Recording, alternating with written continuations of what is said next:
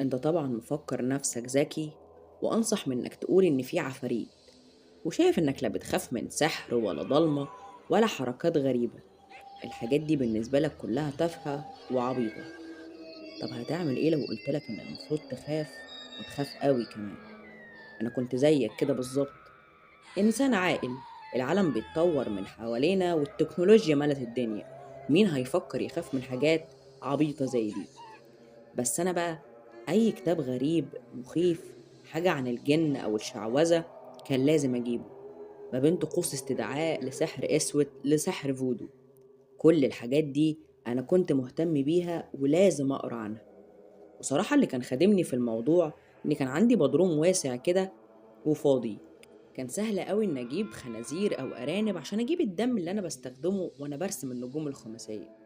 جربت كل التعويذ، المرايات، الشموع، الضلمة، والنتيجة كانت صفر.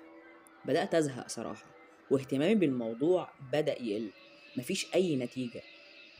بس وأنا بدور وسط الكتب اللي أنا جايبها دي، لقيت كتاب صغير أسود قديم ما جربتوش قبل كده. قلت أجربه ودي تبقى المرة الأخيرة وأشوف إيه اللي هيحصل. مكتوب على الكتاب كلمة واحدة بس: وندر جاك.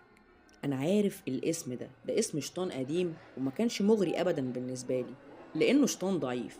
يمكن عشان كده أنا مجربتش الكتاب. بس خلاص، المرة دي أنا هجربه، ويا صابت يا خابت. جبت الكتاب وفتحته وبدأت أقرأ. الكتابة كانت بخط كبير وواضحة جدا، وفي الحقيقة القراية كانت سهلة أوي بالنسبة لي. في البداية كل اللي قالوه إن الشيطان ده مسؤول عن الأصوات الغريبة اللي إحنا بنسمعها بالليل، بس ما وصفوش شكله. ودي حاجة غريبة قوي، في كل الكتب اللي أنا قريتها كانوا دايما بيوصفوا شكل الشيطان اللي بيتكلموا عنه. بس قالوا إن هو بيعمل أصوات، يفتح باب، يقفل باب، ينقل حاجة من مكانها والحاجات دي. وكان في مقدمة بسيطة بدأت بتحذير بيقول: الترحيب بشياطين الوندر جاك مش حاجة لطيفة، ممكن جدا يحضروا وبأعداد كبيرة، ممكن جدا كمان يتسببوا في حالة مس أو حالة استحواذ. شياطين الوندر جاك أذكياء جدا وبيقدروا يضحكوا على البشر علشان يحضروه. ايه المقدمة العبيطة دي؟ أنا قريت مقدمات أرعب من كده بكتير. المهم، الكتاب من جوه كان متقسم لكذا قاعدة. القاعدة الأولى: لازم تعمل الطقوس لوحدك. طب سهلة جدا، أنا كده كده قاعد لوحدي ومفيش غيري في البيت. القاعدة التانية: لازم تعمل الطقوس بالليل. طب ما احنا بالليل يا معلم. طيب تمام.